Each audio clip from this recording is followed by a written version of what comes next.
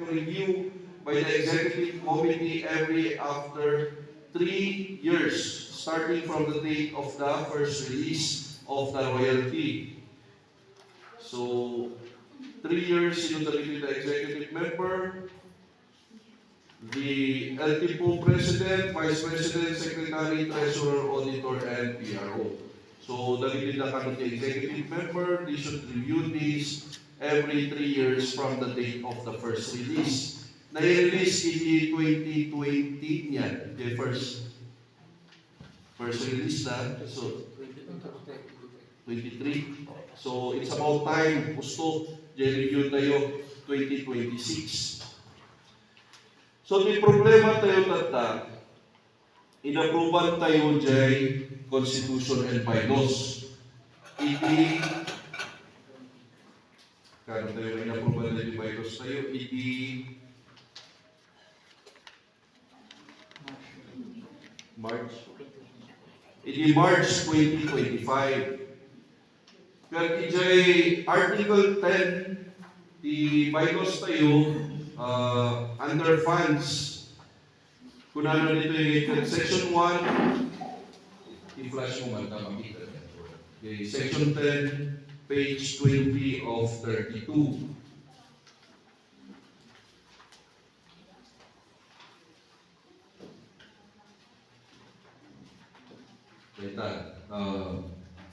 Under funds, the funds of the association shall be derived from royalties, cash assistance, donations, grants, gifts, fundraising, and other legal means. So, correct. Disbursement of funds, section 2.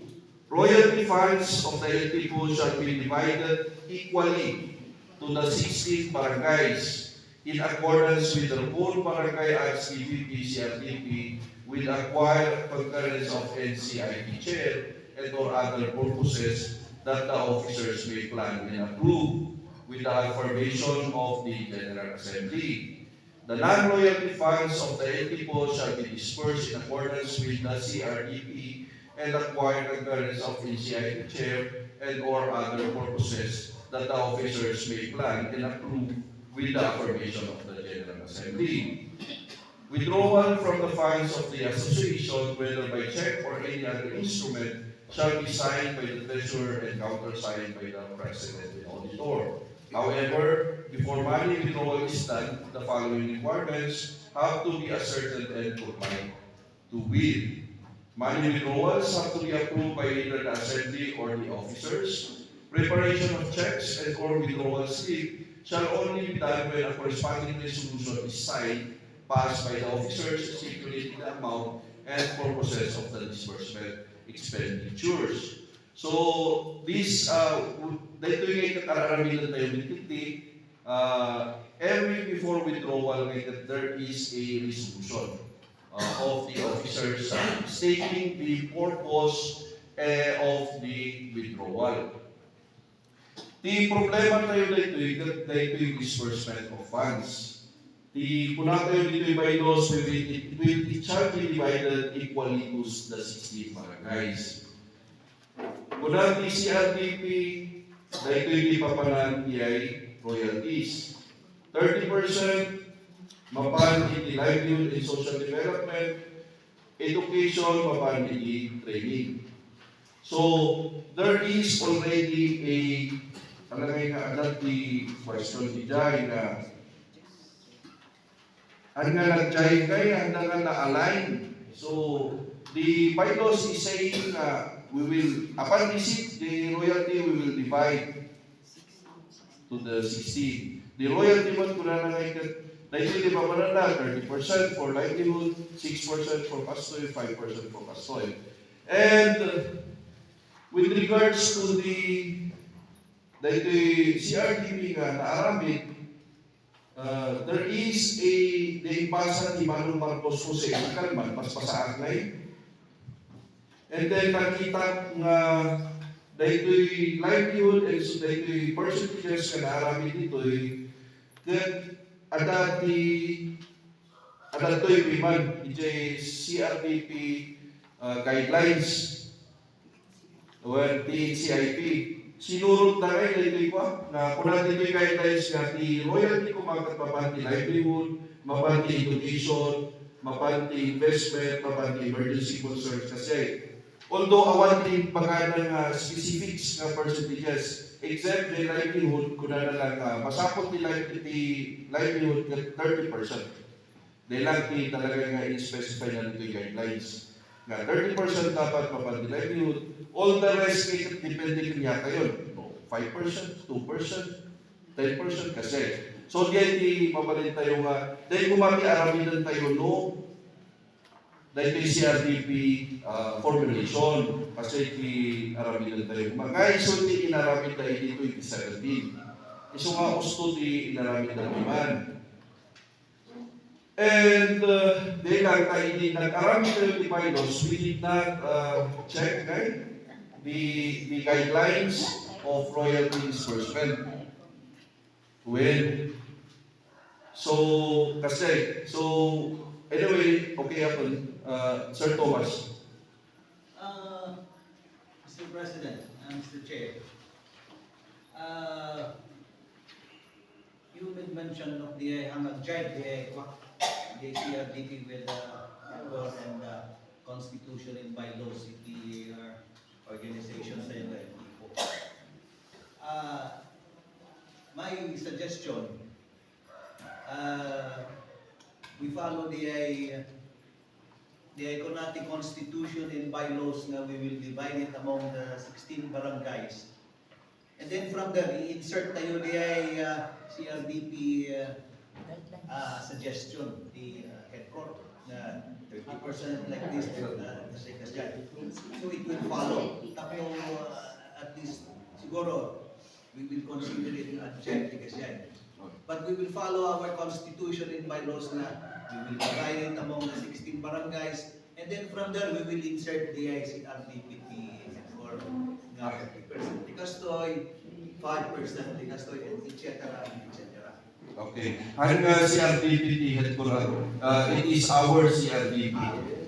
Funding ng headquarter. Actually, the suggestion ni Sir Thomas, isumot lang the option na nagsasawan the officers. Thank you. Isunod di kalagang remedy na una tayo, we will still divide the royalty. Nga we have to make sure nga the barangay will comply with the CRDP. Actually, the pinaka-best nga option tayo. Iso nga naturot tayo nga nag-schedule the CRDP amendment inahin kayo kumangay, dito may isang mga provision dito the CRDP will be divided per barangay, however, they have to kalagay na kasi kumang. And, yes.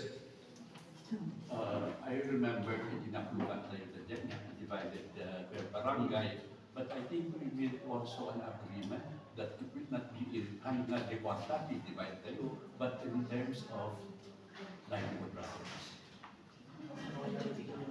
Well, yes. Royalty, kasi lukas pa nga rin in terms of projects na we could monitor, we have the right to know ito buti kwarta na darami dati ko awan diyan ang malaki ko na i-approval tayo diyan. Yes.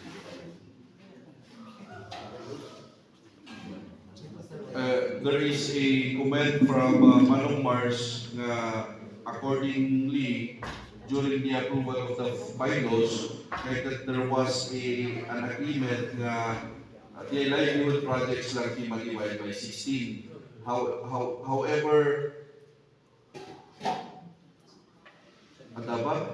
However, I disagree kasi I was one of, actually siya sabi din na suggest na divide by 16 with the intention of distributing the royalties. Tatlohan ang stock dito yung LTFO. And at least maramanan amin ng barangays they will be able to benefit mo na. And kami no LTFO lang, di problema like that, there are instances na baka may siya ng barangay di papananti projects. Kasi So indeed, we were saying that we will make the barangays to come up with the project proposal. The GT, so I don't believe that it is practical with the municipality. No. Before we release, the agreement is before we release, they should organize their IPO. They should comply with the requirements set by the EPIPO, like a submission of bylaws, list of officers, and they have to submit their proposed projects. Yes. No, I'm okay. Yes. And then if they comply with that fund, mapalit na yung LDC fund, and then after that, they should submit some liquidations on the fund. Tadi liquidation na, then lang i-compile tayo, isubot lang i-submit tayo sa ACIP.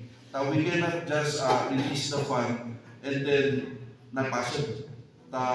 There will come a time na whoever will follow after us, they will look for the money na tapanan ko yung kwarta, and then nawawan na kita ng liquidation na ipakita tayo, we might be suspected na inusar tayo for our personal so then actually the understanding the agreement tayo.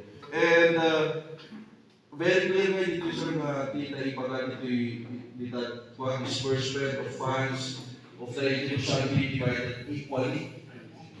So, hanapin na ipagagay na the livelihood, the funds allocated for livelihood is the one to be divided. Nakalagay natin yung royalty demand. So actually, during the discussions with some officers, the option is we still have to divide the royalty ay subordinate the agreement pa yun, and then we just have to enforce the what was stated in the CRBP. So I know most of the barangays are not aware or have no copies of the CRBP.